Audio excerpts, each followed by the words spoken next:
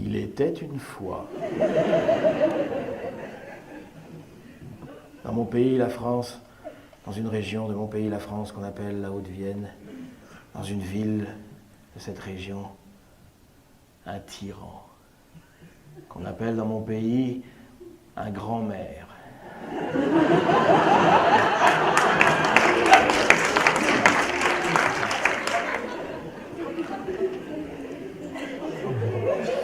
Ce tyran était fatigué d'opprimer sa population, il se demandait comment il se pourrait qu'elle s'opprimât elle-même. Il eut un songe. Un matin, il convoqua son grand vizir, qu'on appelle dans mon pays un secrétaire général de mairie, et lui dit « Ô grand directeur général de mes services, j'ai eu un songe. Je voudrais que tu convoques pour moi une commission de participation des habitants. »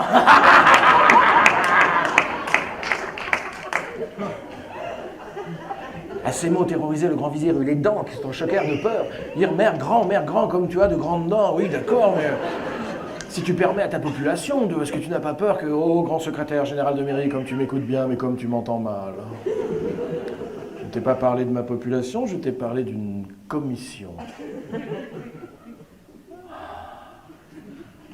Ébloui par tant de machiavélisme politique, le grand vizir eut alors les genoux qui se choquèrent de peur, dire mère grand, comme tu as de grandes dents, mais si tu permets à tes citoyens, est-ce que tu ne crains pas que, oh, grand secrétaire général de mairie, comme tu m'écoutes bien, mais comme tu m'entends mal. Je ne t'ai pas parlé des citoyens, je t'ai parlé des habitants. Subjugué par tant de saloperie politique. Le grand vizir eut alors les... Voilà, c'est la connerie du conte, les coudes qui sont de chacun.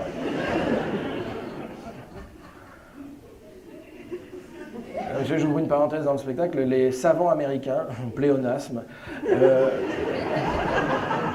on verra ça demain, ont démontré, ça je vous jure que c'est vrai, qu'il est impossible à un être humain, d'un point de vue anatomique, il est impossible à un être humain de se lécher lui-même le coude. Il faut quand même saluer cet apport essentiel des Américains à l'histoire de l'humanité. Ils ont démontré un corollaire à cette règle qui est que toute personne à qui on a dit ça a essayé au moins une fois en cachette. Mère grand, comme tu as de grandes dents, mais si tu permets à tes habitants de s'exprimer, est-ce que tu n'as pas peur qu'ils... Oh, grand secrétaire général de mairie, comme tu m'écoutes bien, mais comme tu m'entends mal, je ne t'ai pas proposé qu'ils s'expriment, mais qu'ils participent.